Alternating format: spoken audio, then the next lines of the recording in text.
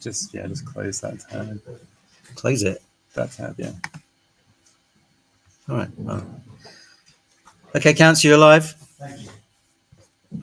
Okay, hello everyone. Welcome to tonight's Planning and Development Control Committee meeting. My name is Omid Miri. I am the chair of the committee. We only have one item on the agenda tonight, so I'm just going to quickly run through some housekeeping points and then we can get to business. This meeting is being live streamed to the council's YouTube channel, so by being here, you are consenting to being recorded. If the fire alarm sounds, please leave the meeting calmly by the nearest exit, which is through the doors on the right and out of the main entrance, and officers will direct you to the assembly point on Blacks Road, and the meeting will be taken as adjourned until it can safely resume business. And toilets can be found through the door at the back of the room on my right. Can officers please introduce themselves when they speak? And for registered speakers as well, if you just press the button on the right-hand side, it will go green, and then we'll all be able to hear you and you'll be recorded for the live stream as well. With that, we move on to item 1, which is apologies for absence, and we do have apologies from councillors Melton and Carnell. Item 2, declaration of interest. Do members have any declarations of interest? No? Okay, that can be recorded, please. Moving on to item 3, which is minutes of the meeting held on 8th October 2024. Are minutes agreed? Agreed. Is it on? I see it now. And that brings us swiftly on to item 4, which is Avonmore Primary School and Jack Institute report. I don't know what that's like. Thank you, Jamie.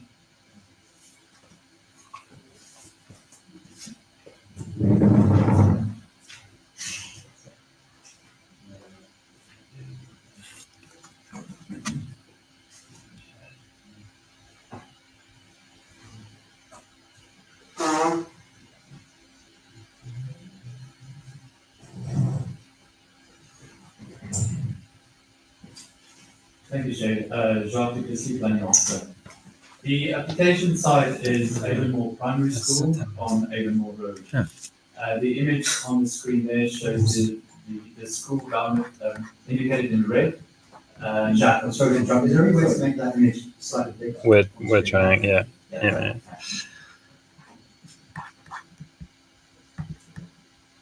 How do you maximize? As I was saying, the school is indicated on the image in red, which fronts onto Avonmore Road, and to the west of the school you can see Marcus Garvey Park.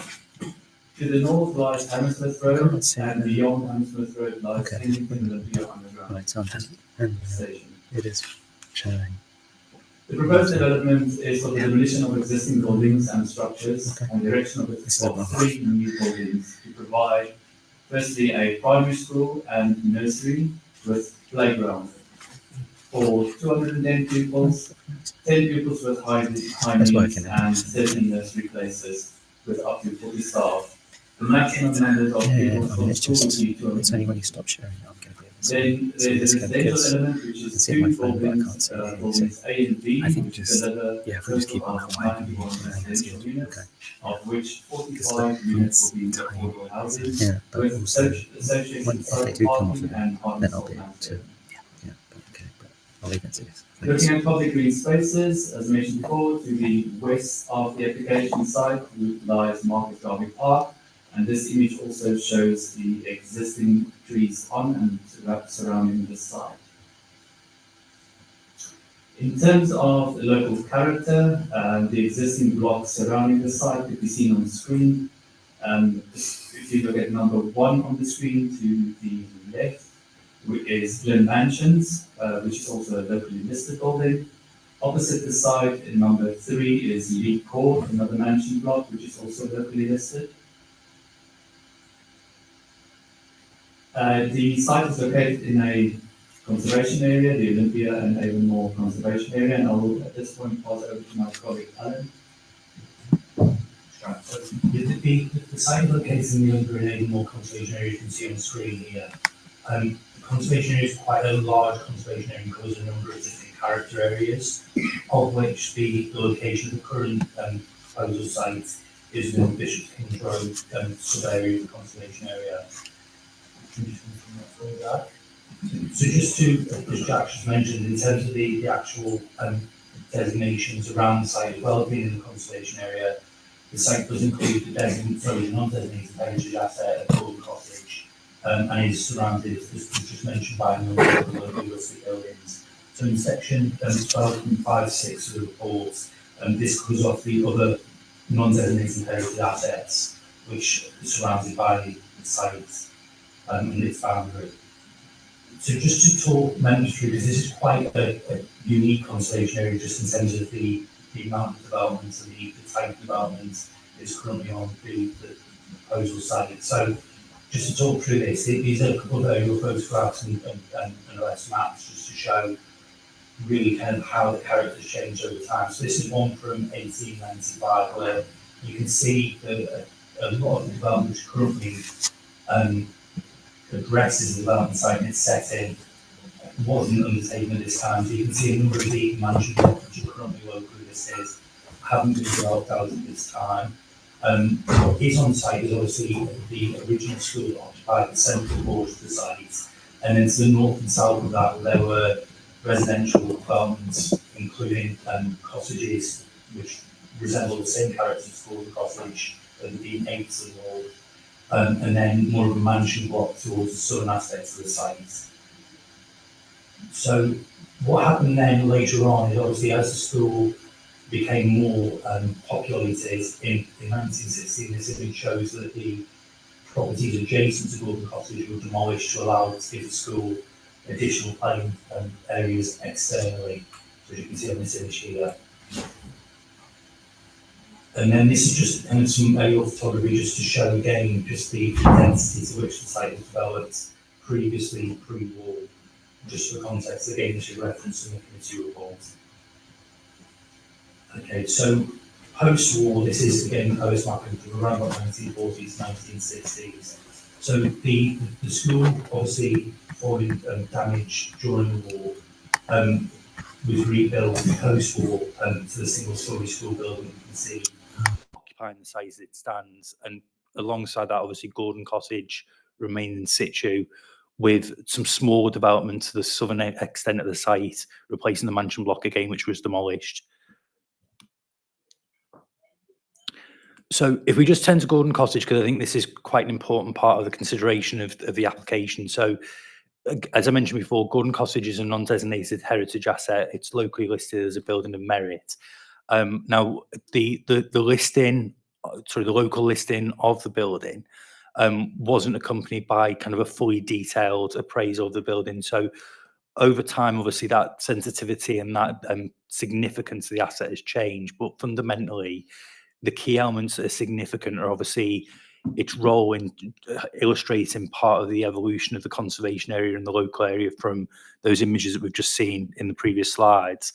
But also externally, obviously, there are some elements of quality to the scheme, particularly in terms of the detailing around the fenestration and the overall character of this as kind of being part of that reflective kind of Victorian character of development. If we just go on to the next one. So these are just some more photographs, again, just showing the current situation of the building. And then to the next one. So we've also got some photographs here internally. Now, officers in going through the pre-app process, we've visited the site a couple of times and actually viewed internally the layout of the cottage. So these are images provided within the heritage submission by the applicant. And again, these are verified from images that officers have taken through our own site visits. The building has been really kind of modified substantively internally. So a lot of original features have been removed. There are some features such as the glazing and some of the panel work around key windows that remain, but largely a large extent of the building has been modified to facilitate different uses as part of the education campus linked with the existing school.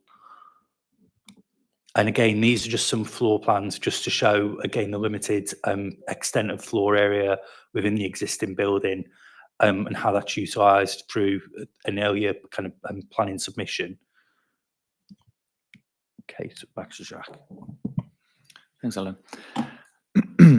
If we look at the existing school on site, on the image here, you can see that the main 1950s building is numbered 1 in the center of the site. And then, as was just discussed, to the north of that lies Gordon Cottage. To the rear of the school is the Year 1 modular building. My cursor maybe. And then number 4 is the nursery reception at the back. This is just showing the existing floor plans. Again, the majority of the school is currently a single-story building. And you could see there in the northern part here, there's a small element that has got a first floor. And it also shows the Gordon Cottage has got a small basement and a ground and first floor. Majority is shown in blue. You could see the classrooms. And then the purple here is the main hall. Looking at the proposed plans, the image at the top is the ground floor. The entrance is off Avonmore Road, which as you could see on this entrance here, which leads into the main hall. And it's got a central atrium with stairs here, which we'll come on to later. And then in yellow are the proposed classrooms, but then also linked to those classrooms as helpfully is the special needs, which is smaller rooms. And then you could see the WC facilities. Looking at the first floor, it's just more education space, and the rooms in green is office space. If we go to the second floor, that's just further education space and also a art space and science and food tech space. And then lastly, the third floor is mostly just for access to the external deck, which we'll come to later. This is just an indicative view of the central atrium that I mentioned. And another indicative view of a proposed classroom can be seen here. This is the proposed main hall space. And this is, as mentioned, the art and design technology classroom on the upper floor. This is an indicative image of the elevation from Avonmore Road. And the second image is just slightly at an angle where you could see the proposed trees, which we'll come on to later. This is an aerial view from the rear. And in this image, you could see the 3 tiers of the open external space for the school, which is at ground floor, which is the ball play space. And then you have got the first and second floor. Also in this image, you could start seeing the proposed residential elements, which we'll come on to later, which is the 6-story buildings on either side of the school. Looking at the proposed residential, the tenure is 20, as like I said, 45 units will be affordable housing, and 46 would be private. Of the 45, a total of 27 would be social rent tenure, and 18 would be shared ownership. The small images to the bottom just shows the location of the private versus the affordable. The block A is the block to the north. That has got a mix of private and affordable. The affordable is at ground floor, and building B is to the south, and that's 100% affordable. In terms of the unit mix across the site, you've got there the percentages against the 1, 2, 3 bedrooms, which is quite a mix. And in terms of the layouts, they're also very good spread across both buildings. If you look at the ground floor, focusing on the residential element, you could see here that adjacent to the school, the provision was thought best to have the cycle stores and refuse stores on both sides for both buildings adjacent to the school element.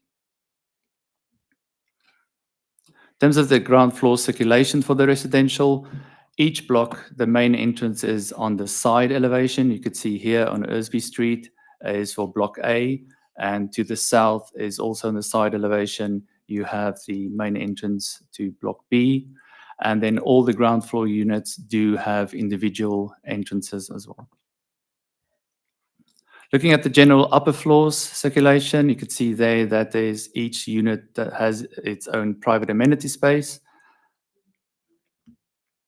And this is just another image looking south down Avonmore Road. And in the foreground, you could see block A. And looking further down south, you could see beyond that lies the proposed school, and beyond the school is building B. This is just looking down Ersby Street, and this is block B, and you could see there highlight the white entrance to the side elevation. And the next image is going to take us through the access to the rear, which is towards the park. So it's this image. If you go beyond to the rear of block B, you reach another entrance to the school. And if you turn right at this image, you then get to the park. And from the park, this view shows the rear of the school, and on both sides, you'd see the 6-story residential buildings. This is looking north up Avonmore Road at the junction with Lisgar Terrace, and this is building B. And again, you could see its main entrance on the side elevation. In terms of the school provision, if we look at the existing versus the proposed, on the top element to the left-hand side, you could see the school occupies 100% of the site. And the image to the right of that shows this school will only occupy 48% of the site. The second image in blue again just shows the footprint of the school and the internal floor space. You'll note there that the existing floor space is just 1,400, with a footprint of 1,294, whereas the proposed school does have an increase in floor space, but the footprint has been reduced. And then lastly, in terms of play space, to the left-hand side, you see in green the outside play space for the school. It's 1,560. And it's important to note that the proposed school provision of all 3 tiers delivers exactly the same square footage. In terms of landscaping, we're looking at the existing trees. There's a total of 33 individual trees and 1 group of trees were recorded. Of those trees, 4 are category A trees, 12 are category B, 17 C, and there was 1 group of category C trees. This image shows the trees that need to be removed to deliver the proposed scheme. There's a total of 19 trees that need to be removed and 1 group of small trees. Of those 19 trees, 18 are category B, 11 C, and the group is category C as well. It is good to note there that all category A trees will be retained. In terms of the landscape design for the overall scheme, on Avonmore Road, there's an extended footway and enhanced public realm at the school's entrance, which is at number 2 in the image. And that also includes the introduction of 3 new trees along Avonmore Road. In terms of Lisgar Terrace to the south, number 3 here, you'd see that there's the provision of a forest school garden beneath the existing trees to be retained in that area. I'll come back to that later on. To the west of the site is Marcus Garvey Park, and the scheme will also secure a total of 11 trees to be planted in Marcus Garvey Park. And lastly, the private space for residents is private terraces at ground floor, and those have been provided with buffer planting where possible. The external provision from the school, just the existing versus a proposed, you can see on the left-hand side, the school does have, if you look at the yellow and the purple, which is a hard outdoor play space, the majority of the existing school is hard space with trees. And on the left-hand side, you see how that is then provided in between the residential buildings. This image just shows again the outdoor play space proposed for the school and how that is delivered, arranged over 3 levels, introducing quality play spaces, planting, and storage space. Going back to the forest school mentioned, it's to the southern part of block B. You could see here in this location. This is a secure space to be used by the school only, and it's accessed by this point here, number 1. And the school will have that journey, if you could see there in orange, from their play space going to the forest school area. This is just some indicative details of showing a secure habitat space for pupils to explore, play and learn in a natural setting. In terms of play space required for the residential element, there is a requirement to provide a total of 381 square meters of play space. That is not provided on space, but it is found acceptable given the location of Marcus Garvey Park, that additional works to Marcus Garvey Park to improve the play space and play equipment and fencing, etc., which is listed in the report, could provide for that additional play requirement. This table just provides a summary of the external space, and the most important is the one that I just highlighted, that it totals 1,560. Both the existing and the proposed is the same.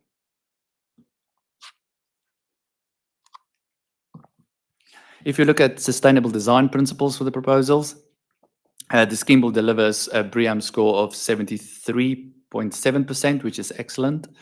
Circular economy, 95% of demolition waste to be recycled, 95% excavation waste to be put to beneficial use, 65% recycling rate for municipal waste, and then there's a 20% recycled or reused content of building material elements. And lastly, reduce water consumption. Embodied carbon reduction is also important. There's a high level of recycled steel with a goal of 97% of recycled content. Lastly, in terms of sustainable drainage systems, the project has incorporated a number of such strategies in order to manage rainwater in a more sustainable manner.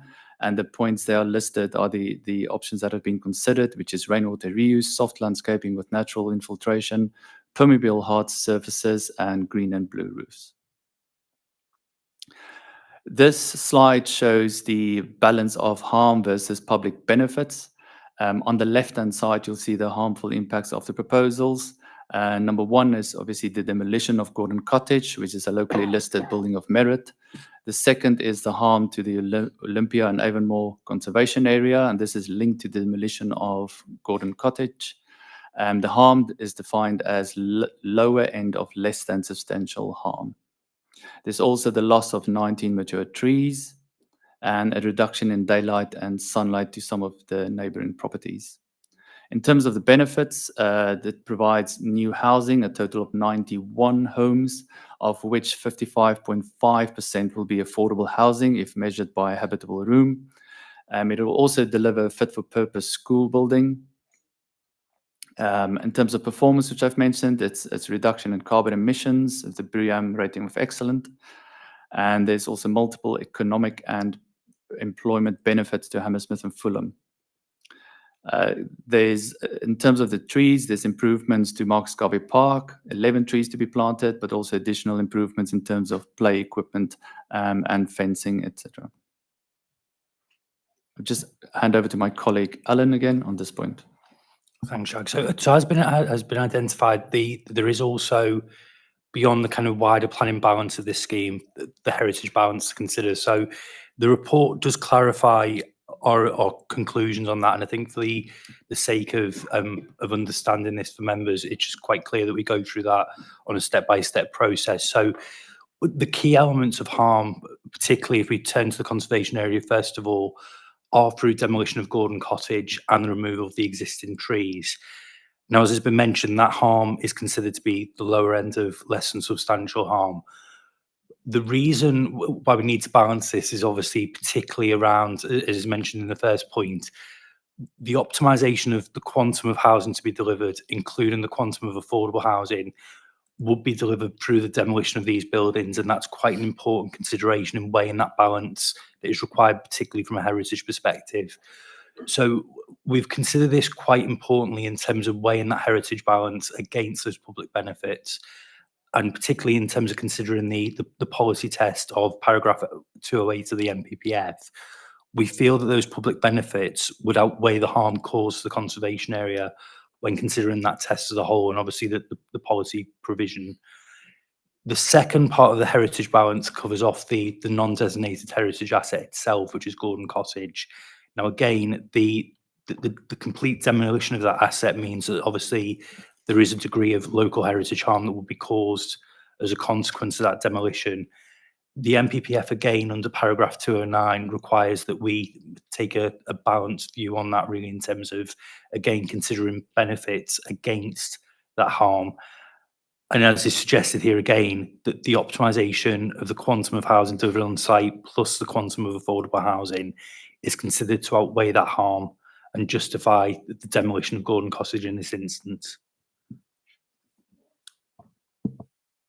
Thanks, Alan. Then lastly is just the recommendation, which is officers recommend approval for the reasons stipulated at the beginning of the report. Thank you, Chair. Thank you very much. Is there anything in the addendum that you'd like to alert us to? Yeah.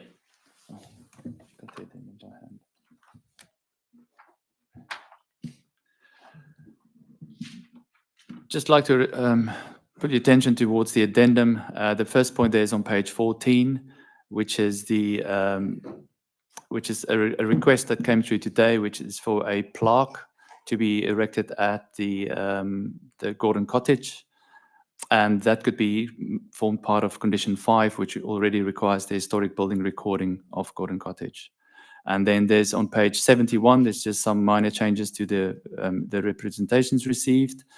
And page 150, there's further clarification in terms of the public realm improvement works, which is stipulated, and also the employment and training and local procurement strategy, further details of that. Thank you, Chair. Okay, thank you very much to both of you. Now we're going to move on to speakers. So we have a number of speakers registered. We're going to begin with David Tarsh and Richard Farthing speaking in objection. You have 5 minutes between you, however you'd like to split that time up. And if you'd just like to come forward to this seat, and if you press the button on the right-hand side, it will go green. And whenever you're ready, please begin.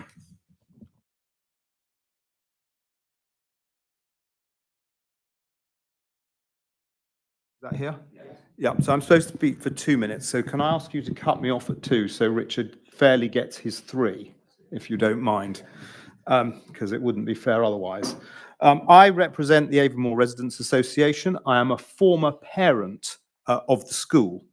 As you know, the council is obliged to consult with residents, but what it has done has not conformed to its own process in terms of there being no proper resident involvement and no resident panel. The council has not conformed to its own principles of doing things with residents and not to residents, and it has not listened to residents. The council commissioned the campaign company to test local opinion. That campaign company reported unequivocally that residents were opposed. This was some time ago. The council still went ahead anyway. However, it now pretends that many people are strongly in favour of the development and all are bona fide Hammersmith and Fulham residents. Our analysis of postcodes shows that is absolutely not the case, and many are from outside the borough. Furthermore, there have been 3 petitions against the scheme, 2 from the Avonmore Residents Association and 1 from the Hammersmith Society, all with multiple times more responses than the council is seeking to suggest that it now has in favour. So, in summary, the council has broken its own rules, it's failed to listen properly to residents, and it has grossly misrepresented and overrepresented the degree of support. Thank you. Thank you very much, David.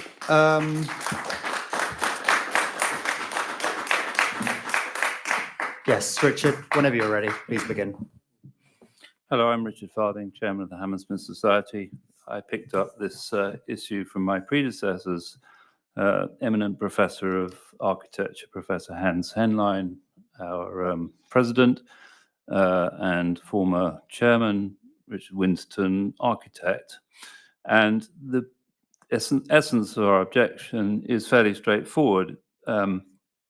Building on school land is irreversible, and it takes away a public amenity and turns it into a private gain. The 91 flats are an overbuilt and not a very great piece of architecture. We reviewed it. A number of architects sit on our committee, and it didn't score particularly well. It certainly doesn't fit into the conservation area. It's a public utility and it can't be replaced, as we've said. And this is, in effect, stealing children's childhood. There's no play space that's equal to real play space in a real environment that's on a roof.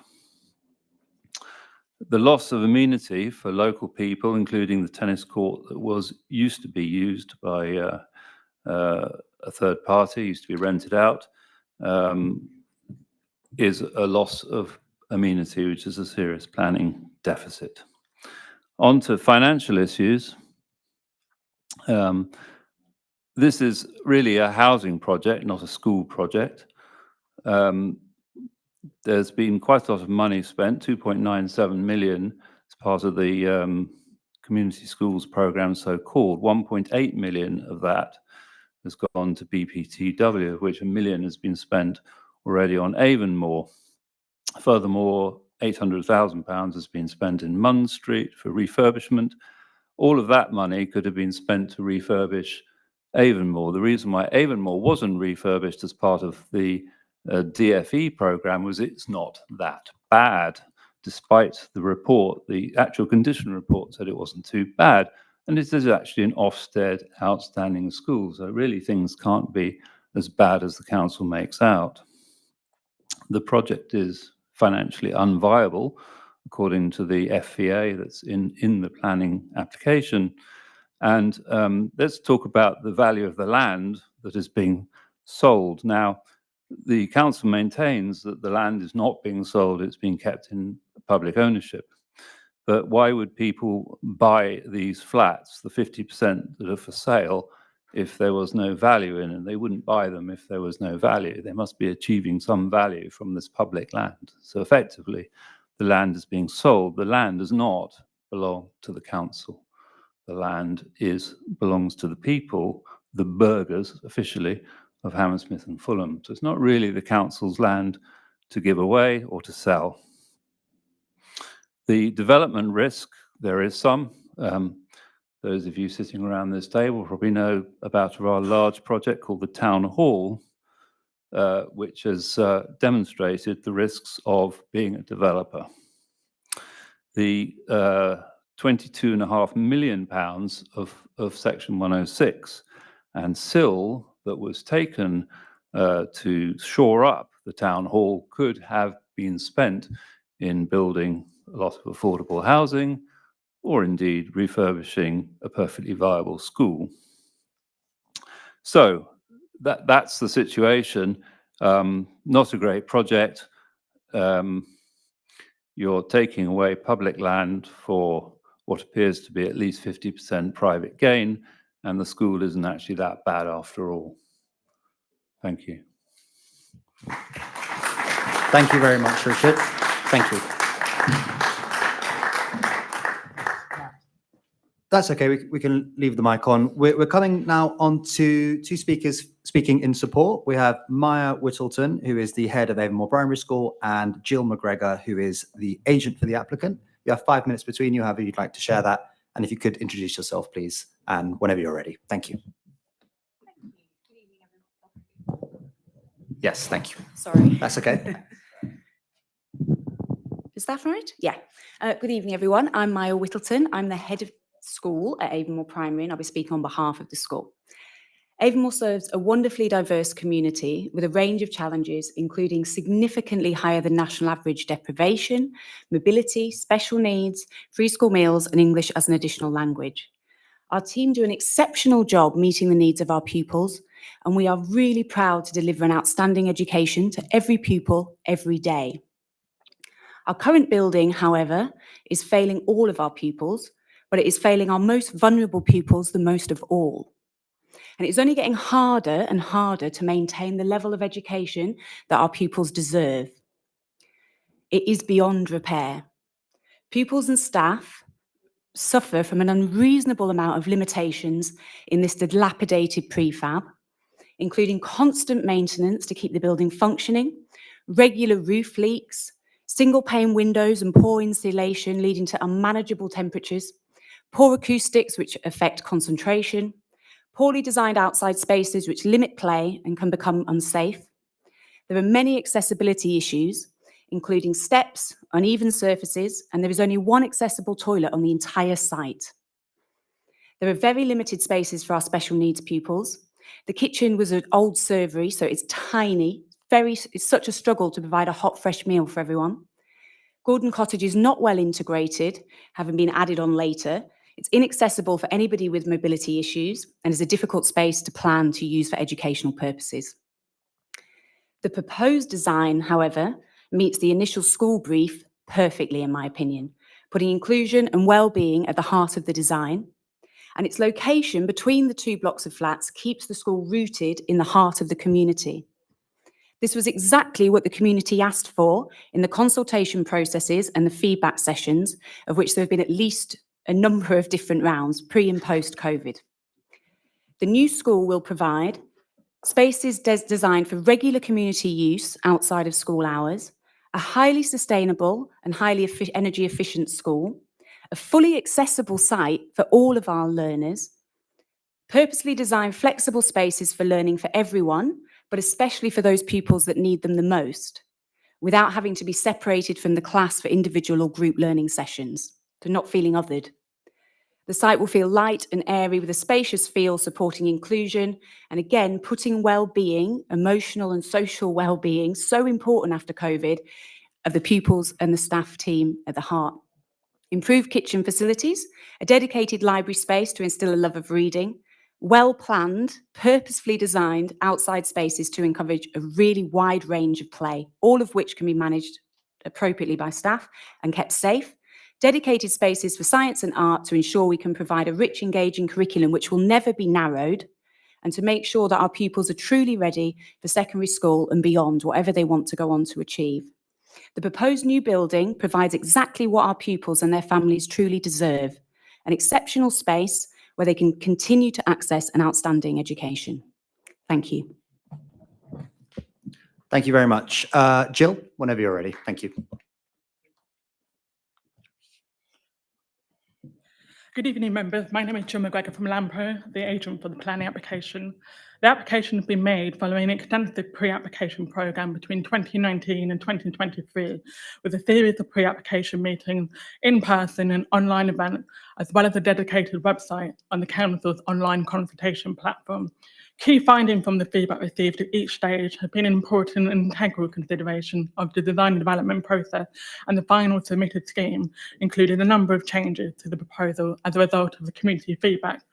Revisions have also been made during the application to include play space for the school to provide an on-site forest school, and to change the affordable rent unit to a more needed social rent tenure. The community school programme had three core main aims: to re-provide modern, fit-for-purpose schools to support the borough's ambition to give children the best start in life, to support the funding of education in the borough, including future repair and planned maintenance required across the school community, to fund school development through the creation of badly needed affordable housing, which help maintain the borough's vibrant social mix. The need for new housing in Hammersmith and Fulham, as well as the school, is clear. Currently, there are over almost 3,000 households on the council's housing waiting list. This includes over 1,000 homeless households. Just over 60% of the local leave requirement is for 1 and 2 bed properties. We've worked closely with the council's housing allocation team to ensure that the housing mix of the proposal reflects those local needs. In addition to the school and nursery, a total of 45 affordable homes, including social rent homes, and 46 homes for private sale are proposed, with a mix of 1, 2 and 3 bed properties. The council is committed to delivery of the Avonmore project, with cabinet approval to the community school slogan first given in 2019. This has been followed by cabinet approval in June this year for the construction contractor procurement and budget, and when followed, the planning permission is granted by full council approval in early 2025. A single design and build contract proposed for delivery of the entire project, with funding through a combination of housing revenue account and general fund borrowing, right to buy receipts, and sales receipts from shared ownership and private leasehold sales. Right to buy receipts are available now for use on the project and can be supplemented by future receipts. Planning conditions and obligations have also been agreed by the applicant to ensure full delivery of both the school and the residential elements. The proposals will make a very valuable contribution towards the borough's education and housing needs, affordable housing delivery, and sustainable communities. Thanks, and we hope you'll be able to support the recommendation. Thank you very much. Thank you for your time. Now we move on to Councillor David Morton, who is one of the Avonmore ward councillors. Councillor Morton, you have unlimited time. We would appreciate your brevity, but there's no cut-off. So whenever you're ready, please go ahead.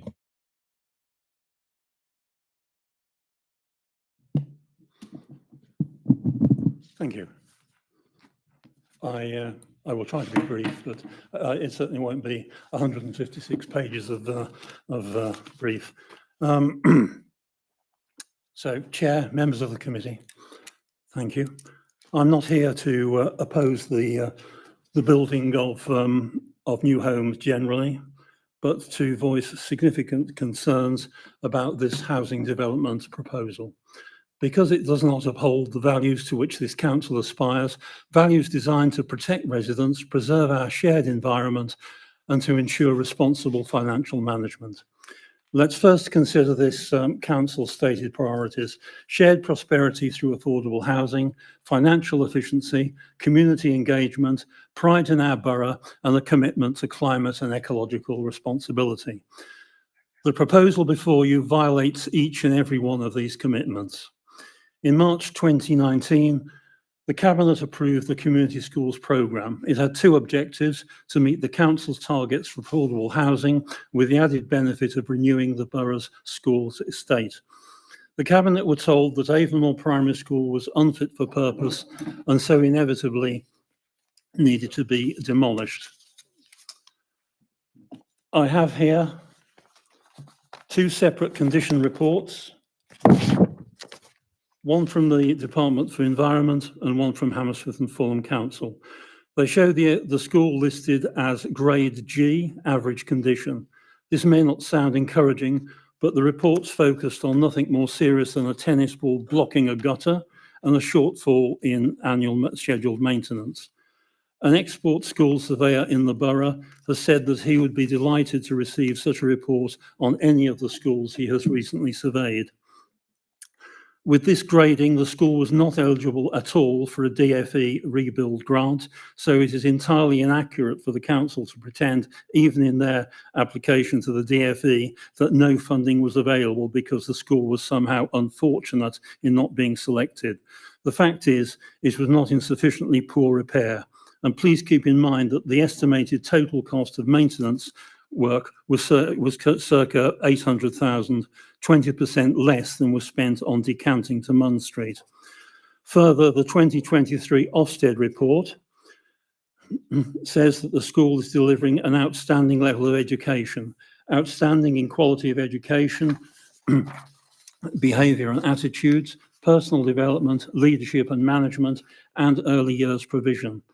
This was an improvement on the previous assessment of good. So the school has actually improved its rating despite everything. This is not a school which is unfit for purpose or needs to be knocked down. Worse, the school design is driven entirely by the ambitions of the Fox Federation. The proposed expansion of Avonmore Primary School is excessive, exceeding government guidelines by 40% and driving up project costs unnecessarily. With school-age populations in decline, such a scale cannot be justified. The design incorporates features that serve ambitions beyond local needs, such as staff accommodation and teacher training facilities that are way above and beyond those of a modern DFE standard one-form entry primary school. This directly contributes to inflating the scale and cost of the associated residential development. This contradicts our principle of prudent financial management. The result is a piecemeal solution, a Frankenstein's monster, squeezed into only 48% of the current footprint and cobbled together with little regard for the specific needs of the Avonmore community. Fox Primary School, of course, is in the borough of Kensington. I'll come back to that. Secondly, our council has committed to addressing the climate and ecological emergency. So how is this proposal rising to the challenge of that emergency? Let's look at changes to the Environment Act. From Monday the 12th of February 2024, all major housing developments are required to deliver at least a 10% benefit for nature. England is the first country in the world to make biodiversity net gain a legal requirement. And this is directly relevant to this scheme. To make room for the two huge blocks, the council proposes to demolish the existing school unnecessarily and rebuild it, and also demolish a listed building in Conservation Area 23. Further, it will also destroy all the mature planting. As we've heard, 19 mature trees and 69 meters of hedgerow, damaging local biodiversity, worsening air quality and reducing carbon sequestration, all confirmed in the Geosphere Environmental Ecological Impact Assessment Report. The proposal falls below the urban greening factor required by the London Plan and seeks to dismiss the need for the 10% biodiversity net gain that is legislated. And this is despite the fact that the council formally set out its green ambition in alignment with the London Plan in its climate change supplementary planning document of October 2023. So even before the application was originally submitted. The council imagines that violation of the green environment can be offset by simply planting new trees somewhere else. These mature trees and greenery cannot simply be replaced. They represent decades of ecological development that benefit us all. A few bird boxes and bat boxes as biodiversity mitigation and enhancement measures are not even a sop on what will be lost. I've been told that this scheme would escape the revised legislation because it was already in progress. However, since the application has been revised extensively in July 2024, the legislation surely does apply and the scheme fails on these grounds.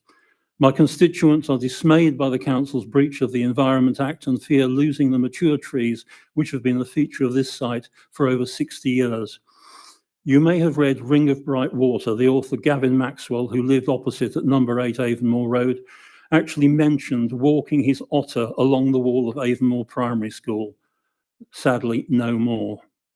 The proposed demolition of Gordon Cottage would be a cultural and financial loss. Independently valued at over £2 million in its current state, Gordon Cottage is an irreplaceable part of our borough's heritage. Destroying this asset is not only costly, but dismisses the value of local history and identity. This decision betrays our commitment to preserving our shared heritage and raises concerns about the priorities guiding this development. Financially, this project is alarmingly unsound and a risk to public funds. Since the original 2018 business case, the project's viability has been fundamentally undermined by a 40% rise in construction costs with anticipated declines in property values. The financial viability assessment by Lambert Smith Hampton in 2023 found the project unviable. Deeper analysis concluded that the assessment itself was deeply unsound.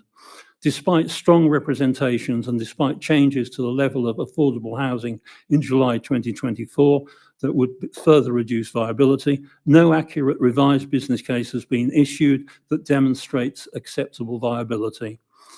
I highlight that a programme budget of £2.534 million was approved in March 2019 for the costs associated with the initial business case design and surveys. According to the council's own procurement data, capital expenditure to date is running at least 20% over this budget. Further, officers have confirmed that there was spend already in financial years 2019 to 20, which is nowhere to be found in the council's financial data. This is troubling. Pursuing an opaque, risky, loss-making development does not demonstrate the council's stated commitment to ruthless financial efficiency. The council is strident about doing things with residents, not to them. The Cabinet's resolution in July 2019 emphasised that resident involvement should be at the heart of any development, with resident panels providing oversight at every stage. As you have heard from Avonmore residents, consultation was entirely inadequate. Alternative solutions proposed by residents have been dismissed without consideration. A development that ignores its community lacks both legitimacy and integrity. We are here to serve the residents. Failing to involve them meaningfully undermines the very trust upon which government relies. The proposed residential play space provides not only fails to meet the minimum standards, but also poses potential safety risks.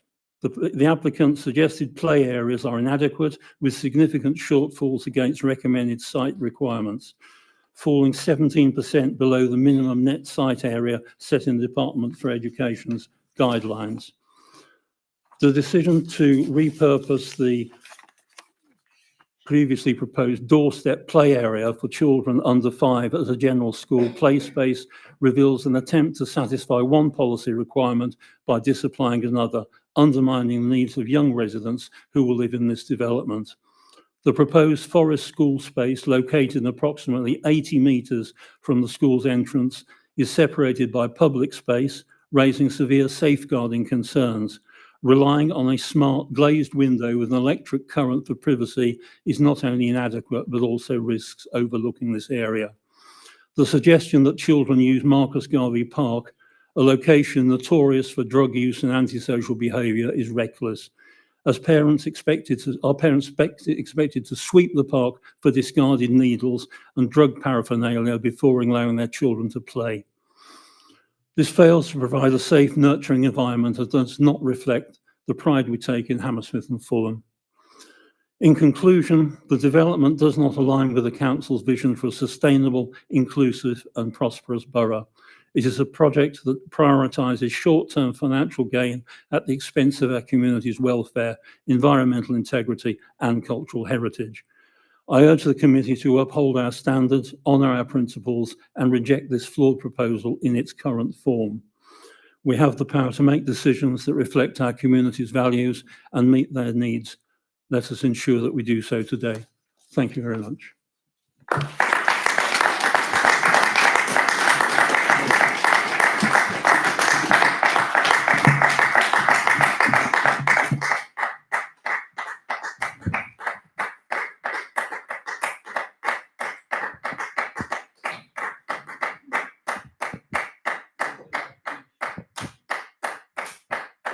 Take your time. Thank you very much, Councillor Morton, for your time and your contributions. Now we come to the end. We've come to the end of the speakers, so we can move to questions for officers. And would any committee members like to start the questioning? Councillor Souslis, go ahead. Thank you, Chair. And thank you to the officers for the presentation and to everyone who spoke from the public. Just a few questions based on what we heard.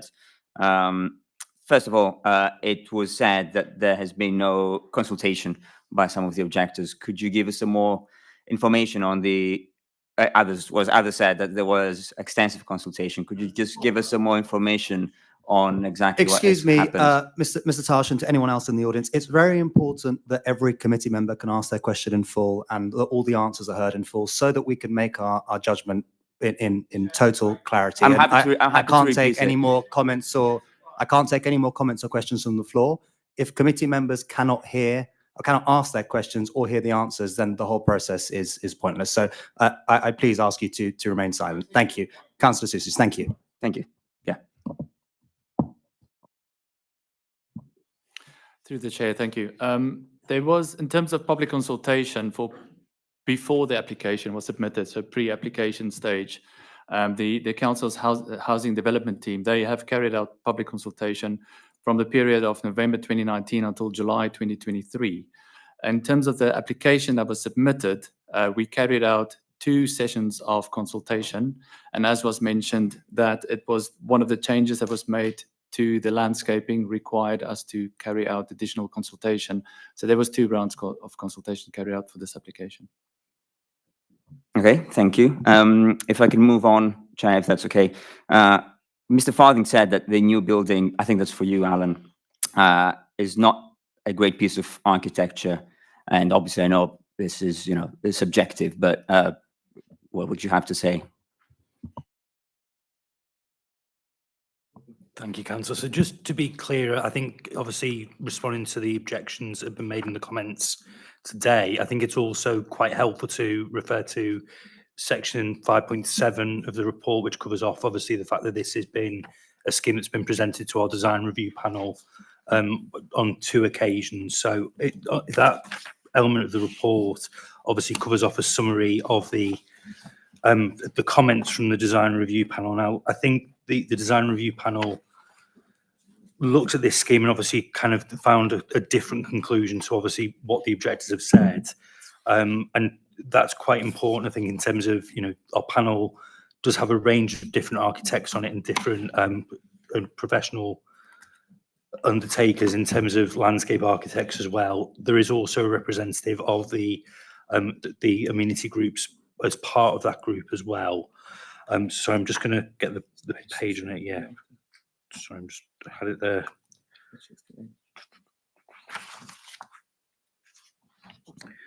So yeah, I mean, this covers off when the process was followed. I mean, the panel who looked at this scheme really kind of understood and were supportive of the principles of the scheme as it went forward through those 2 DRPs. One of the things they did comment upon and what was reviewed following the design review panel is more about the detail and the expression of the building, which is responded to in section 5.12, around the fact that that's been amended and supplementary revisions made to the scheme, including submission of details prior to the scheme coming to committee. So overall, I think, you know, this is one where the design may not please everybody, but it's one where the design is, as is mentioned later on in the report, particularly for the residential elements, is a scheme that's trying to create its own character, but also reinforcing and trying to reflect the character of other buildings around the locality. So the use of brick, the use of, you know, of stone parapets and detailing, referenced in a more contemporary manner, is something that the architects have tried to work quite hard to deliver as a contemporary mansion block for the residential component. Again, the school component was commented upon by the design review panel. A lot of the comments the panel made, again, were around bringing some more joy and activity to the building, which, again, the revisions that have been made post the design review panel, particularly to the elevations facing onto Avonmore Road, you know, and the entrances and some of the internal spaces and the arrangement, I think overall contributes towards, you know, what we would consider to be a high quality of design in this setting, really. And just to come in, so the design review panel, is there a rep from the Hammersmith Society on the design review panel? Yes, thank you, Chair. So there is a representation of both Hammersmith and Fulham societies on the panel. That's been in place for a number of years to obviously represent the community view of the schemes as it goes through that panel. It's something that's quite unique to the borough, and I think is something that, you know, it does help to give some of the comments from local residents as to their comments on. Okay, thank you, sir. If you'd like to leave whenever you're ready, yeah, if you'd like to go. Thank you for your time. Have a good evening. Yeah. Thank you very much. Good evening. Good evening. Yes, Alan, go ahead. Sorry, thank you, Chair. So just to be clear on this, there are representatives from both societies, and we obviously, when we undertake design review panels, again, invite those members to relevant schemes as the part of the borough they fall within. Just to be clear on this, the schemes were presented, and a member of that society did attend that session as well. Again, you know, those views will be balanced against other panelists as part of the discussion, but all comments are referenced in the final set of notes that are prepared and presented. Thank you. And the historic building group, so are they also on the design review panel, and have they submitted any comments or objections to this scheme? Okay, so just to be clear again, the historic buildings group doesn't sit within the design review panel. The reason for that being partly because of the fact that it's quite a small group, and the members of that group don't have sufficient capacity to comment upon every planning application or join every single one of those panels. So we have between kind of 8 to 12 panels a year. And again, those panels, some of the residents who sit within the historic buildings group do have affiliations with the amenity groups as well. So we'll convey ideas between different panel groups. And I say in this instance, they haven't submitted a formal comment either way on the scheme, the historic buildings group, apart from the comment that Jacques mentioned in the addendum, which is the request to record the building through a blue plaque, as well as the recording condition that's in the committee report. Thank you. And just so I can really clarify on the point about the Hammersmith Society being on the design review panel, is it that members or a member of the Hammersmith Society also sits on the design review panel, or are they there in a formal role as a representative of the Hammersmith Society? So we do have we invite members of the Hammersmith Society to the design review panels, and they attend, frequently to sessions, or will make comments in advance of a panel session. It is based upon voluntary contribution towards those panels. So it isn't a case of if a Hammersmith Society representative can't attend, that the panel doesn't take place. That's the way we operate it, really. Okay, thank you, Councillor Susich. If you'd like to carry on. Yes, thank you, and thank you, Alan, for the answer. We also heard from those speaking in objection that the school is in such a bad condition, and then we heard from the headmaster that it is beyond repair, and that indeed it's failing the most vulnerable pupils above all. Obviously, we have a lot of that in the presentation you gave and in the papers we read, but I was wondering if you could just, after what you've heard, just give us a bit of a summary of the views on the condition of the school, essentially.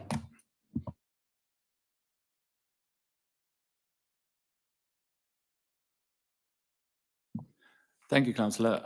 We as officers are aware of the condition report, and we have seen it. And I think it's good to note that I believe the report is also 7 years old, which is good to note.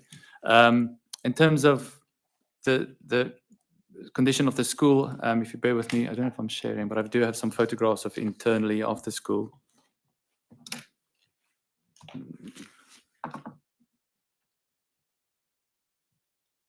not sure if I'm sharing. I'm not sharing.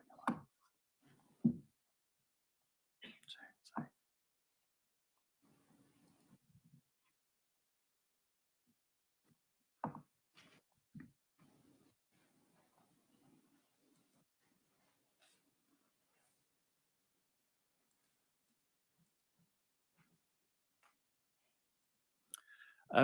This might be helpful. On the screen we have some images of the internal of the existing school internally.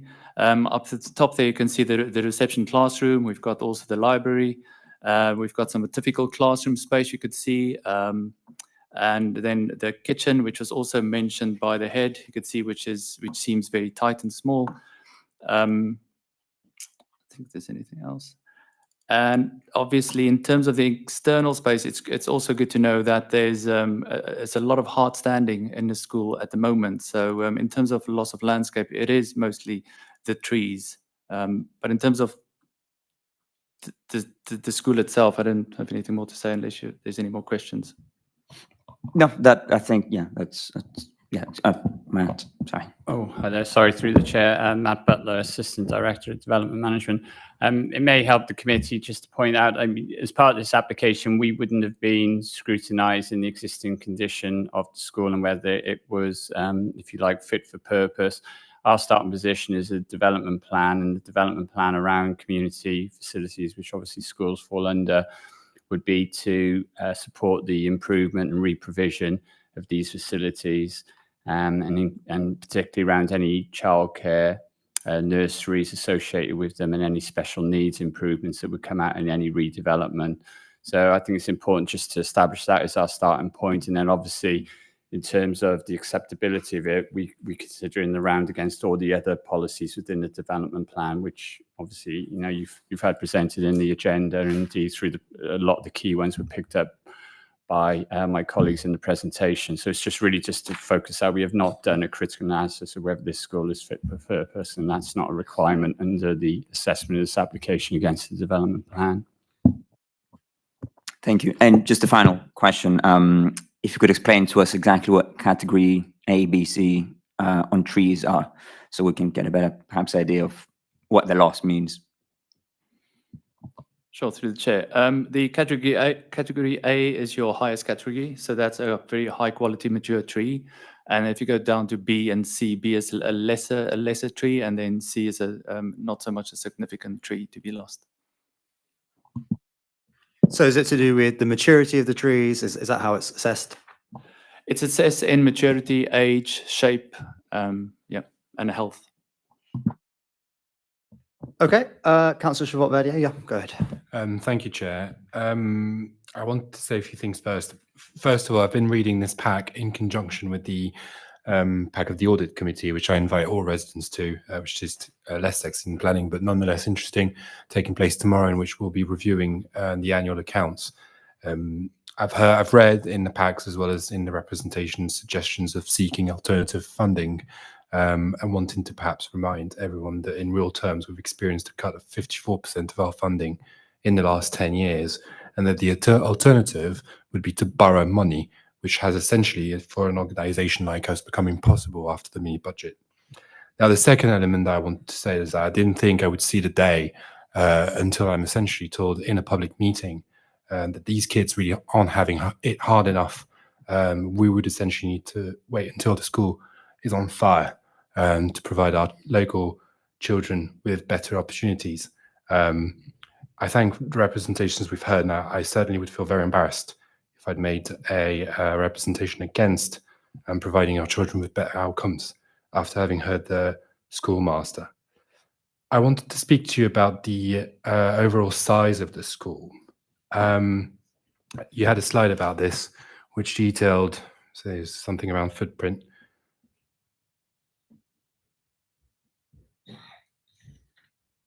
Thank you. You've said that the capacity of the school won't increase. Is that correct? That's correct. There's a condition stating that the school will not have more than 250 pupils at any one time. So this is probably a simple mathematical question, but what does that mean, that the allowance of square feet per children, square meters per children, is increasing with that project? Basically, each child has more space to themselves? That's correct, yes. And there's also more flexible space that could be used by the community. Okay. In terms, could you go back to that slide I had? I wanted to ask you about the number of classrooms as well, because I understand there's no special needs, dedicated special needs space. It's been said in the report, I've seen in the representation that access to blue badges and sort of almost how much care we provide to residents with special needs is almost being politicized. So I wanted to have a look at what there is currently and what that provides for people with special needs. It's quite small. I don't know if people in the audience can see, but can you tell us more about how many spaces there are currently and how many spaces there will be in the future for people with special needs? So currently there's 10 pupils, there's space for 10, and that I don't believe that this will change, because given it's 210 for the primary school, and then it's 10 for the special needs, and then there's 30 spaces for the nursery. Is that an increase compared to the current scheme? That's the same as the current. So Okay. the figures that there's no increase in capacity for the school. But the difference is dedicated rooms. The difference is, as you could see here, the especially the ground floor and the first floor and the upper floors, you have the general classrooms, which is the ones in yellow, and then you have the directly adjacent special needs smaller rooms, which can be accessed as needed, And which is a substantial benefit in terms of the existing layouts. Yeah. And how many classrooms are there currently versus how many will there be? I mean, we can look at, I think your previous slide has essentially a map of the current layout. Yeah. I think it's clear here. Here you could see you have 1, 2, 3, 4, 5, 7 classrooms. So 7 says basic teaching. And then here you have 3, 6, 7, 8.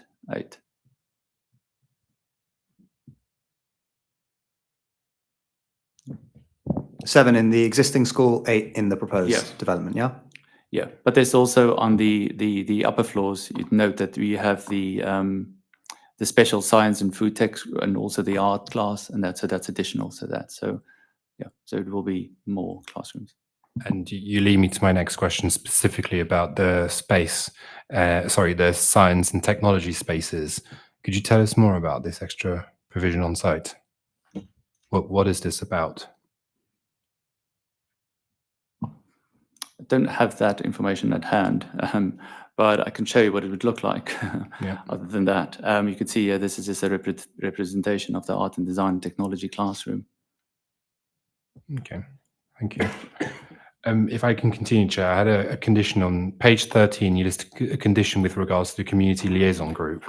I appreciate that people feel passionate about this application, and I have a few questions around how we can ensure that if this goes through, there's sufficient resident oversight and engagement throughout. So, condition on the community liaison group. I wanted to ask you who will manage that? Is that the council, residents, or the school?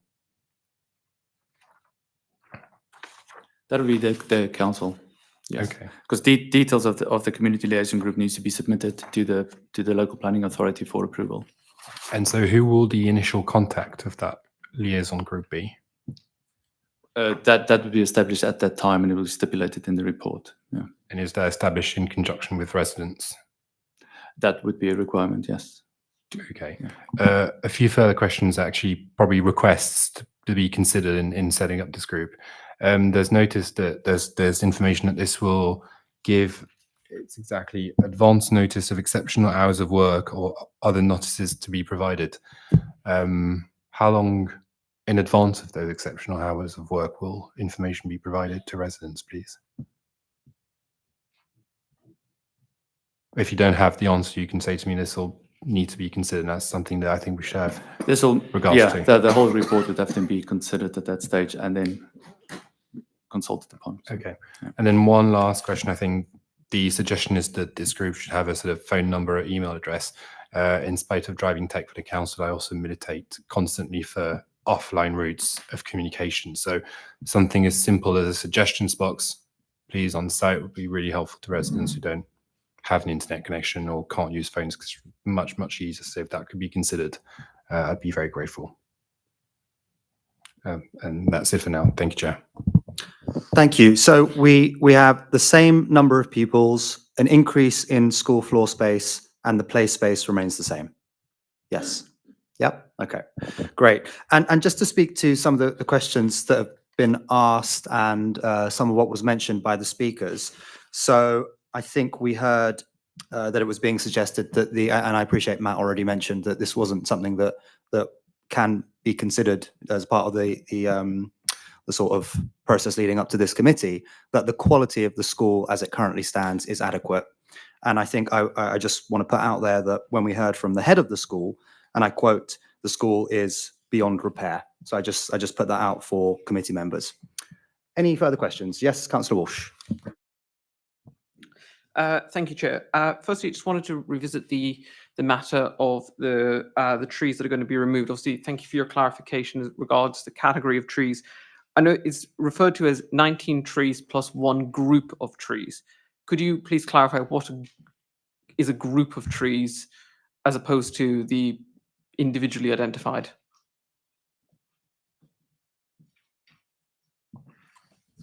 Thank you, Councillor.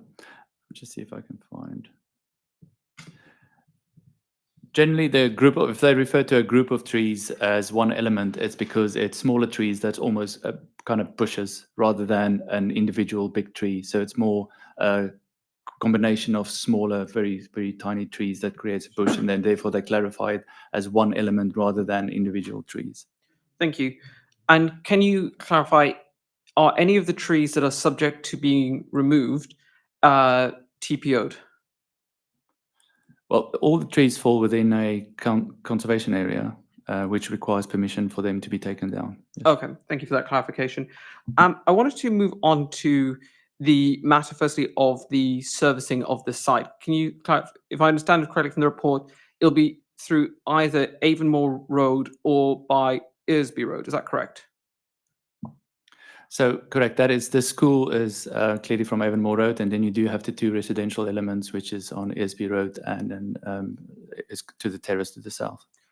I'm more referring to the servicing for future occupants of the flats in terms of things like, obviously, servicing in general, but refuse collection, traffic along that area. Is that, because the reason I ask this question is, looking on Google Maps, I can see that Bishop King Road is obviously a cul-de-sac, and Earsby Road cannot be accessed from Kensington High Street. So the only way to access it is going to be by coming down Avonmore Road. So I'm just trying to understand where the the additional traffic is going to come? And is it all going to be Avonmore, or is there going to be changes happening to either Bishop King Road or Ersby Road to mitigate that? In terms of servicing, as the image shown on the screen at the moment, in terms of refuse, you could see that it's located adjacent to the school. So there's a combination of the school's refuse and the residential elements. So that's in this area here, and both of those are serviced off Avonmore Road. Okay, and that will continue. Okay. Yeah. And then in terms of the construction logistics for this during the development phase, will this equally all take place along Avonmore Road? Yes. Yeah, because of restrictions. You will note that there's an existing vehicular access from Avonmore Road into the school. Yeah. But yeah, it will be off Avonmore Road. But there'll be no adaptations to kind of mitigate the additional traffic along that road during the construction time or any time thereafter? No. Okay, thank you for that. I will refer back to the committee for now. Thank you. Okay, thank you. Councillor Trey, did you have a question? I saw your hand up. If you no, okay, yeah. Councillor Pascal-Toubreux. Thank you very much. If I may, I've got a couple. One is about the playground space. I appreciate that we're providing exactly the same amount of square meterage. There is arguably a difference between having a nice wide open space in which to play and more closed and more build-up spaces, even if there's more of them. Do you think there's a qualitative difference in the amount of land provided for playgrounds? The proposed play space for the school is obviously designed for fit for purpose. If you can see on the image there, you have the 3 tiers of those different play spaces and ball play spaces, and some indicative images to the right. There is, if we were to look at this image, might be helpful, although you could see on the right-hand side, that's the proposed school, and it shows the hard outdoor in purple, which would almost just be a replacement, as you could see between the 2 images. On the left-hand side is existing and the right-hand side is proposed.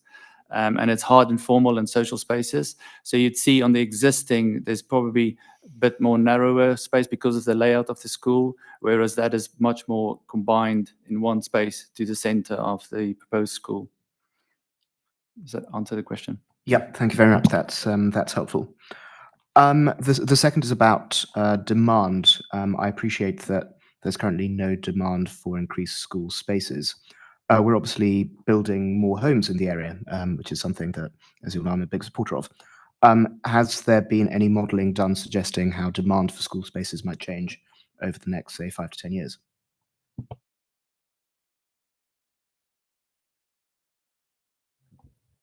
But not as part of this planning application process, because this, obviously, as Matt's pointed out, where we step in is when the application is submitted and pre-application advice. I mean, what sits behind the application here, again, separate from our assessment, is the Community Schools Programme, which identifies a need to help local communities, both in terms of providing additional housing and affordable housing and improving the schools. So going back to your earlier point, the qualitative issue with the schools, and you've heard from the head teacher who's suggesting that because it's been designed to fit their needs, qualitatively it's better than a more ad hoc arrangement over the years, should we say. But in terms of the actual school places, no. I mean, the programme is there. This is the first one to come forward in the programme. But it's not, it doesn't form the basis of a reason to determine an application. The application is assessed on its own merits once it comes to us against the development plan, as Matt said. So that's our frame of reference, if you like. Absolutely, I take that point, and I attract great importance to what the head teacher has said. But obviously within planning, there's also, I think, a duty to consider whether what we do now doesn't preclude things that might be needed down the line. So just sort of putting that point out there. Turning to Marcus Garvey Park, I know this has been a park that's not been without its problems. In fact, as recently as the end of September, the local police said they were making it an additional priority to focus on drugs and antisocial behaviour there. What measures are being put in place to ensure that if the park is to be genuinely used as an additional outdoor space for children, that it will actually be safe for young children to use it.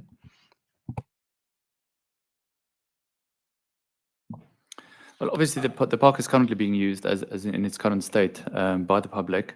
The proposals from this application, as you could see stated in the addendum, there's a list of improvements that would be made to Marcus Garvey Park, and that includes additional play equipment, the replacement of play equipment, new fencing, which would be safer as the existing is inadequate, and then obviously also the planting of the additional 11 trees within the park. Can there be potentially something for even more, whether it's policing or any measures to just make safe that if we're saying primary school children go and use this, then we're not putting them in harm's way? Because I think and that might not be a planning. Yeah, I don't. Yeah. Mm-hmm. But yeah, I think that falls again, outside we the have to planning consider realm. things holistically. Yeah. Mm-hmm. Thank you very much. Moving very swiftly on, if I may, to Gordon Cottage. That's roughly what that area used to look like about 150 years ago. And I think I'm right in saying that this is the last of the buildings that covered that were in that sort of small cottage/villa style. And is the value we attach to it now simply because it's the last one? Or are we looking at it in terms of intrinsic merits? And if so, should any additional weight be given to the fact that if we knock this down, there will be nothing like that left?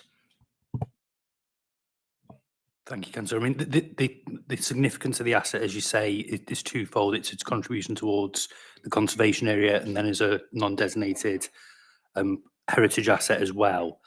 If we separate the two out, I think the value of this property is part of the conservation area, as you rightly say, and as I talked to in the presentation, is particularly around it showing the evolution of the area from, what were a series of 8 of these cottages that sat on this site at an early stage of its development and the development of the conservation area.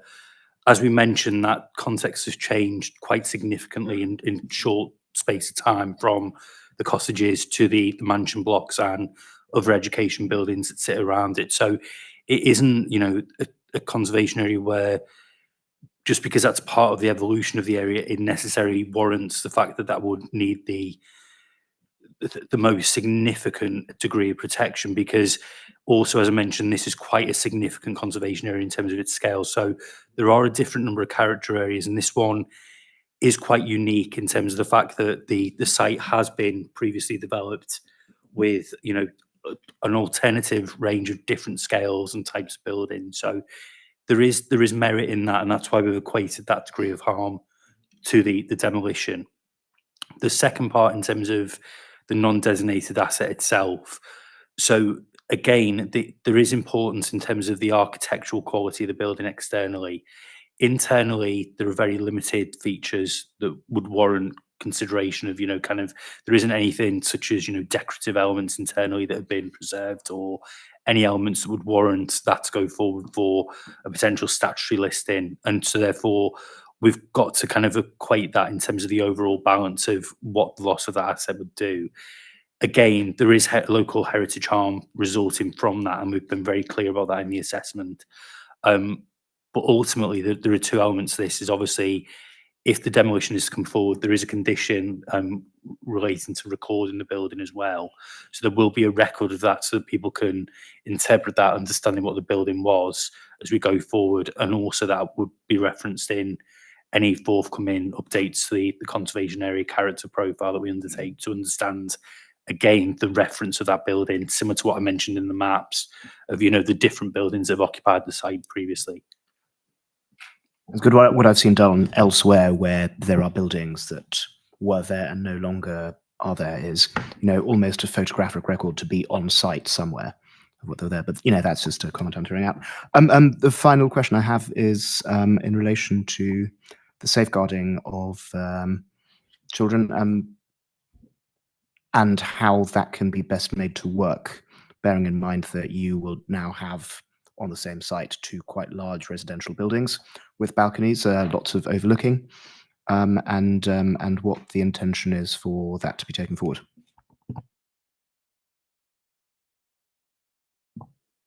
Thank you, Councillor.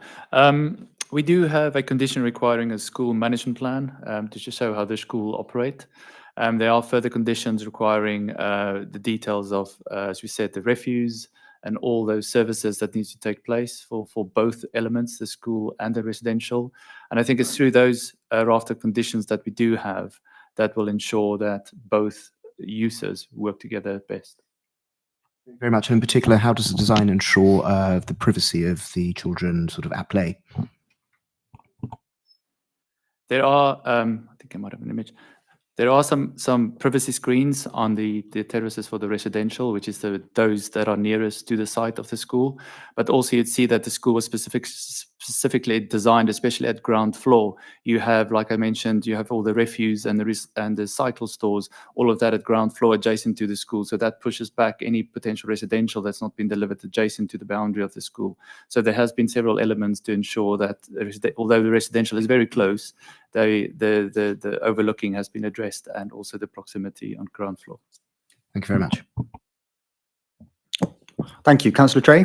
Thank you. A couple of things that I wanted to mention. A little anecdote, actually. I went to Burlington Dane School a long time ago, and my first year was spent in a hut in the back garden of Burlington Dane School, which was a prefab, fairly freezing hut. But anecdotally, the Sex Pistols had rehearsed in these huts.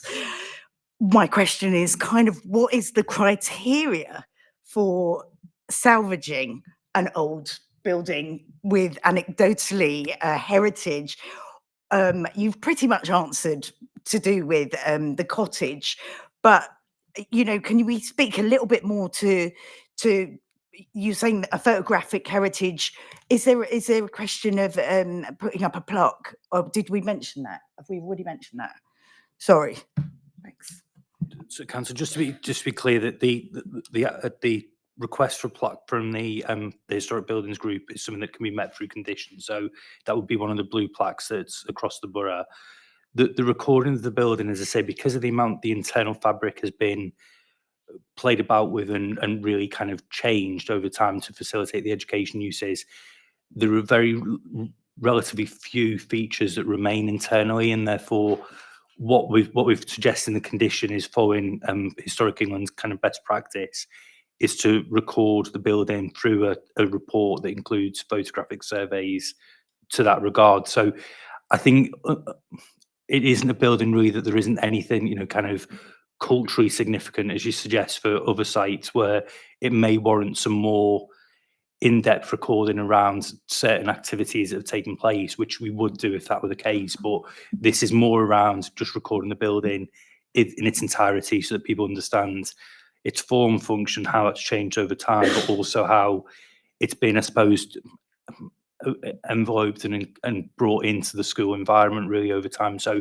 that will come through the recording exercise. Thanks for that. I should also mention that the huts were torn down and they were not fit for purpose. Anyway, I'm going to come on to climate change because, that's my interest. One of the reasons I am sitting on planning as well as the Climate Change Committee.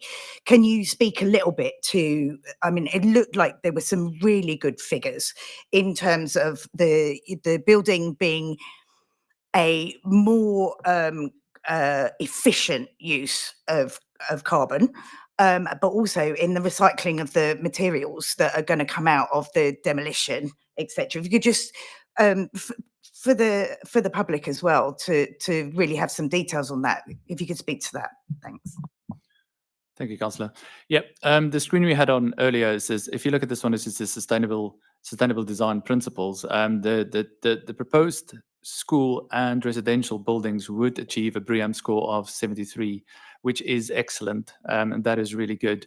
In terms of what you mentioned, in terms of reuse, that has looked into quite depth, which is the circular economy. You can see that the percentages are quite high: 90% of demolition waste to be recycled, 95% of excavation waste to be put to beneficial use, and again, there's a recycling rate of 65% for municipal waste, but then also 20% recycled or reused content of the build material. I appreciate that the school, a lot of that is prefab and some of that might have to go off-site and it's not necessarily suitable for foundation reuse. And then also the embodied carbon is the next point, which is recycled steel, which is also a high percentage for that. And then the rest is just sustainable drainage systems, which is very, very good for the environment as well. Yes. Thanks for that. Appreciate it. Yeah, Councillor Walsh. Thank you. Just a further clarification. Just on the matter of the recording of the history of Gordon Cottage, where is this going to be placed? Is it going to be on an independent website, or just will this information be kept? Okay, so there are two kind of main elements where this will be kept. It's obviously going to be part of a planning condition, so we'll be on the public register for planning. So anybody similar to kind of going in and checking all the other application detail will be able to view that on the council's planning register. And then it usually goes within one of our local libraries as part of our kind of, heritage recording as we do elsewhere. So that will go into kind of an archive in that manner that people can access them as and when needed. Okay. And then in terms of the recording, I think you may have clarified, apologies if I misunderstood. At what point is it being recorded? Because obviously this has existed for quite a significant amount of time. Is it just to record it at its, let's say, current state on day of demolition, or is this to have a more linear recording of it throughout its variety of functions since it was initially constructed? Yeah, so condition 5 kind of covers off the detail of the recording. So it's going to be prior to any demolition or dismantling of the cottage, but that will be again a program that follows the Historic England guidance about recording practice. So it will cover off. It kind of takes on board what the existing heritage statements already included in terms of the evolution of the building, how it's been used, but it will go to that next level of kind of providing some more detail, again, against the Historic England criteria to kind of ensure that we've got this. Now, usually the Historic England criteria kind of more applies to designated heritage assets, which is why we've included this, because we feel that this is quite helpful to respond to the objections to demolition of the building. So this is kind of, a level 2 survey in accordance with that methodology that's undertaken by Historic England. When you say level 2, is that a reference to like a RICS level 2? So the Historic England have got the guides to recording practice, and again, there are set criteria within that as to what the recording should include. Okay, thank you very much. No further questions, Chair. Okay, thank you. I want to come to 2 points that were mentioned in Councillor Morton's statement. The first is biodiversity net gain. If you could speak to that, does it meet the biodiversity net gain sort of minimums? And if not, then why is that considered acceptable? And the second is the scale and massing of the site. Yeah, if you could speak to that. I mean, I think the suggestion there is that the scale and massing is not in keeping with what's in the surrounding area, what's in the local area, what the neighbouring buildings are. I'd be interested to hear your thoughts on that. So those 2 points: biodiversity net gain and scale and massing of the proposed development. Thank you. Thank you, Chair. In terms of biodiversity net gain, given the date of the submission of the application, that is not a legal requirement. And therefore, there was no document submitted against biodiversity net gain for this, and the planning department couldn't make the application invalid because it's not a legal requirement. However, it is useful to say that we do have the urban greening factor that they need to comply with, and the urban greening factor has got a target of 0.4 to be achieved. And with the additional trees to be planted adjacent to the site, it does achieve the 0.4. So it's policy compliant in that matter. Yeah. Thank you. Thanks. So just on the scale and massing point, I mean, we cover this off in section 12.5 and note the fact that, that there is a building of quite a small scale on the site, obviously being kind of part 2, 3-story. What is, just go back on that, sorry, a single-story school building, a 2-story Gordon cottage. I think the key thing here is as we've gone through, and I think the slide that Jacques put up at the beginning to show the surrounding context, there is variety in the local area around the buildings there. So there are a number of mansion blocks, including Glyn mansions, Avonmore mansions, which are a mix between 5 and 6 stories. I think in terms of the scale, there is obviously something that we need to consider as part of this, which is obviously those buildings have a slightly different overall kind of height when you consider the datum, but the scale in terms of the number of stories is compatible with what we've got currently proposed. I think the only key difference is obviously the fact of how the roofscape of the buildings is treated. What this building's trying to do is the 2 new buildings that we've got are slightly different, again, as part of trying to have their own character rather than continuing to emulate the existing mansion blocks. Okay, thank you. So when you say, you mentioned the surrounding buildings, so is the point there that the proposed buildings will be taller, but still in keeping with what's around there? Is that your point? Yeah, I mean, there is a variety, and I think, again, it isn't something where we'd take a datum height of an existing building as kind of being the relative datum that any new building should have. So subject to the architectural expression and character, there may be some scope for variation. Now, there have been more modern buildings, particularly along the Avonmore Road frontage, that have come forward that are of a different scale to some of the existing mansion blocks. And of a different profile in terms of the roofscape treatment as well. So we've taken all of that on board as part of the consideration. And again, the scale of these mansion blocks are quite considerable in comparison to what is being proposed. So there are a lot of, more larger mansion blocks that sit here that maybe are slightly reduced in scale, but because of their overall mass, they are more kind of dominating that environment than what we've got as a proposal. So it is a very much a balanced view that's been taken on this scheme in terms of just how that responds to local character. Okay, thank you. Councillor Shabbat-Vadia, yes, go ahead. Thank you, Chair. I was just furiously researching. I think, am I right in my understanding that this application was submitted on the 22nd? No, sorry, this was made valid on the 22nd of November 2023.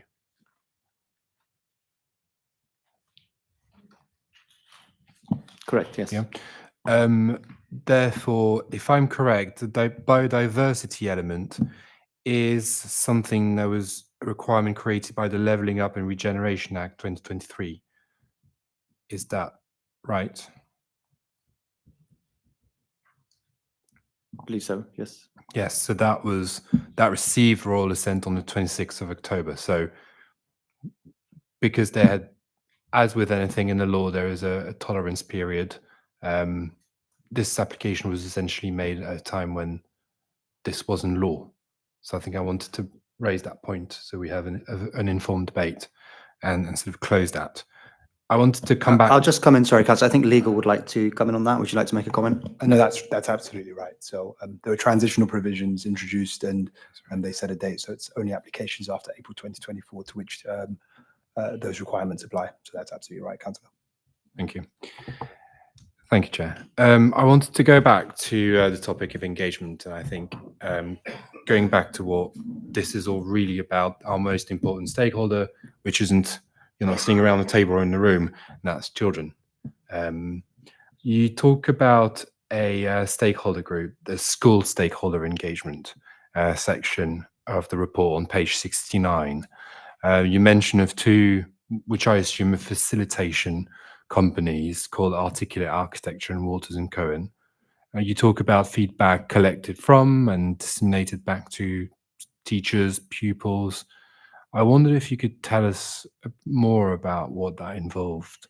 Were school parents involved in this? Were school parents who don't necessarily live in the area but whose children attend the school involved in this? From the information that's been submitted, it is definitely it's parents from kids and also people living adjacent and in the surrounding area. They were all involved. Obviously, some of the parents do not live locally for the kids, but it was done via the school. Yeah, that's great. And a second, so just to expand on that, that's part of the applicant's responsibility. the development team rather than the planning. You know, we do a statutory consultation when the application lands, and what we've done in this case is above and beyond what's required by the legislation. But we're not directly involved in how the pre-application community engagement is structured and how the feedback is dealt with there. So there is a statement that comes in with an application which summarises it, and I think that's what some of the speakers were referring to. But I'm assuming that on the basis of what was said, that the concerns they raised were primarily in the context of the pre-application community engagement rather than in the statutory consultation on the application itself. And as Jack says there, the advice we've been given from those involved in that was that the pupils and the parents of pupils at the school were involved in that consultation or those consultation exercises. That's really interesting. Thank you. On that same page, you talk about a group that I'd like to give a big shout out to, which is the Inclusive Design Review Panel, which for those members and residents who don't know about it, is a group of our local residents who are disabled and not disabled, and review some of our planning applications to ensure that it meets inclusivity principles. I think it's been mentioned in the head person speech that the site currently isn't accessible to everyone everywhere. What of the new site? Thank you, Councillor. Yeah, with the new site, it will be accessible throughout the whole school. So all levels, all play space, all of that would be fully wheelchair accessible. The same goes for the residential buildings, would also be fully accessible. Sorry to interrupt, Councillor Pascadoura. Unfortunately, no new materials can be provided to committee members. If you'd like to pass that back to officers, if you may. Thank you. Thank you very much. Yes, go ahead. I think that was it. Thank you, Chair. Sorry, Councillor. So just to be clear, the scheme in terms of inclusive design review panel was brought forward at pre-app stage prior to the establishment of that group under its old guise of being the Disability Forum Planning Group. So the co-chair of the current inclusive design review panel looked at that at pre-application stage and kind of provided some comments. What we did following on from that was obviously a more updated review back in September last year. And again, the panel really had kind of a lot of comments more around the management and the access to the residential components of the scheme, as well as the education buildings, particularly covering off some of the points that's come out of the question before for the education facility about how SEN children would be able to use the whole range of facilities around the building. So a lot of that's come through and again has been clarified post the presentation to the panel in terms of some of the detail. A lot of this in terms of the housing element, in terms of the panel's comments, were about the building management, which obviously we, in terms of planning proposals, we don't have a lot of control over, but ultimately this was then fed back to the potential management of the blocks in future, really. Thank you. I think a suggestion was made that some of the people who had responded to the consultation didn't live in either the ward or the borough or in the country. Has there been any study done of that? Either people objecting to the application or people in favour of the application? Have we looked into who the respondents have been? Yes, up to a point. I mean, anybody's obviously entitled to comment on an application, but we do, as a matter of course, try and see where they come from to get a feel for borough residents and outside. I think it's fair to say the majority of the opposition to the scheme has come from borough residents. In terms of the numbers, there are more examples, as you'd expect, in terms of support. So there are more examples, representations coming from outside the borough that may or may not be linked to where the children come from, or indeed people who might work in the borough, which doesn't show. There's a petition as well. The majority on the petition are actually borough residents, not necessarily from the Avonmore locality, but certainly borough residents.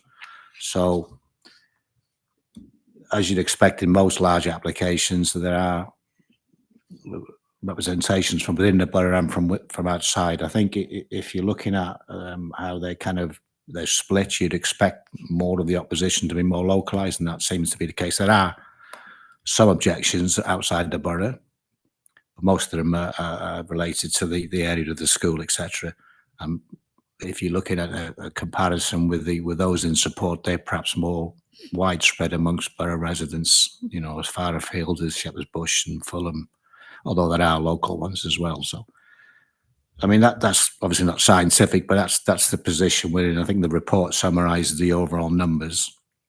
And as you'd expect, you know, in terms of representations or comments in support, there are a number of those from outside the borough, but you'd expect that given the nature of the school. Did you want to come in, Jack, or that's done? Okay, thank you. Sorry, through the yes, chair, go just ahead. clarify, Yeah. I think the committee report does identify the addresses of all the consultees, so the postcodes are given there. I think probably what is key for officers in our assessment is that it's the comments and the representations, what actually is being said. It's less a game of how many you know, totaled in support, how many totaled in objection. That's not really the point for us when we're assessing this against the development plan. It's actually the comments and representations that are actually being made. Thank you. Yeah, that makes sense. Any other questions? Councillor Shabbat, Thank you. Still a question about the numbers of representations made. So you tell us in the addendum that there were 76 individual objections, 140 individual letters in support, and one petition with 116 signatories in support. I know in previous applications we've had petitions that weren't on the council website and we've not looked at them, therefore, as part of the application. What could you tell us more about this application, this petition? And do you know within that petition whether there are people signing both the petition and making representations to the council? I'm trying to assess that there's obviously a sort of ratio of 2-to-1 support against, but what of the petitions is that on top of that, or is it of the 140, these 116 are also the same? Thank you, Councillor. I'm just trying to find the page. There is an explanation within the report. There are some duplications. I think there's, within the petition, unfortunately, there's a lot of people that put down the school address rather than their own address as a property. I think there's about 12 of them. And then there's also a few that... Page 53. Pardon? 53. 53. Thank you. Oh, no.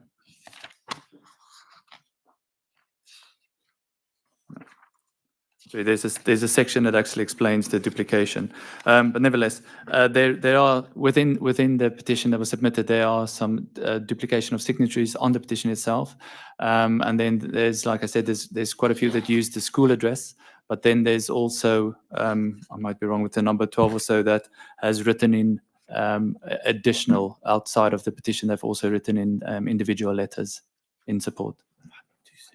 So roughly, what number of unique representations are we looking at? In terms of the petition? Mm-hmm. So we have 140 representations made through the standard format, which is people have mailed or emailed the council and said, I am in favour of this. I'm trying to assess, of the 116, how many have not done that? Which are the final numbers of people who have supported this? Yeah.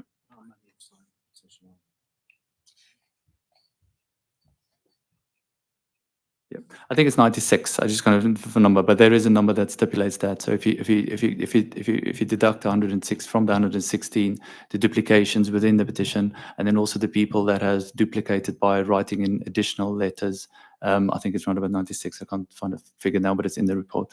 I can help you with a map here. You want to see where I'm sorry, we can't. So that's a good opportunity for me to clarify that page 277 of the council constitution lays out that no new materials, presentations or diagrams can be presented to members of the planning committee while the planning committee is ongoing, just for clarification. Yes, Jacques, go ahead. Just to answer that question, thank you. My colleague just pointed out that on page 70, paragraph 5.26.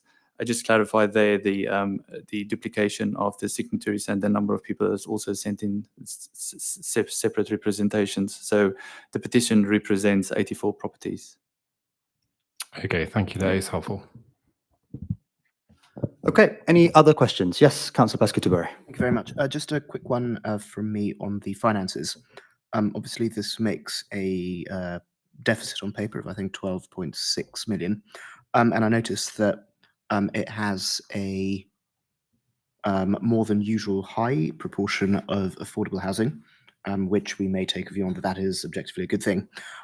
If there were less of a proportion of affordable housing in what is quite an expensive area, would we make less of a loss?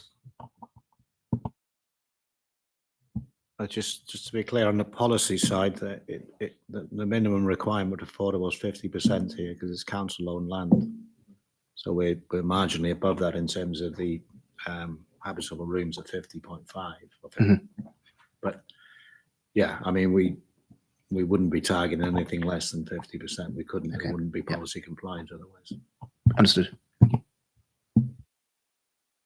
Okay, any further questions? Yeah, legal, would you like to come in? Just two brief points. Those transitional provisions for B&G actually came in February 2024 rather than April 2024, so I just want to correct that position. The second point is that an issue has been raised as to the extent to which members can take into account the current state of the school. Now, as has been expressed by officers, the starting point is, of course, a local development plan, but I direct members to page 147, which sets out the benefits. And under paragraph 25.3, the second benefit there is the provision of a new highly sustainable school.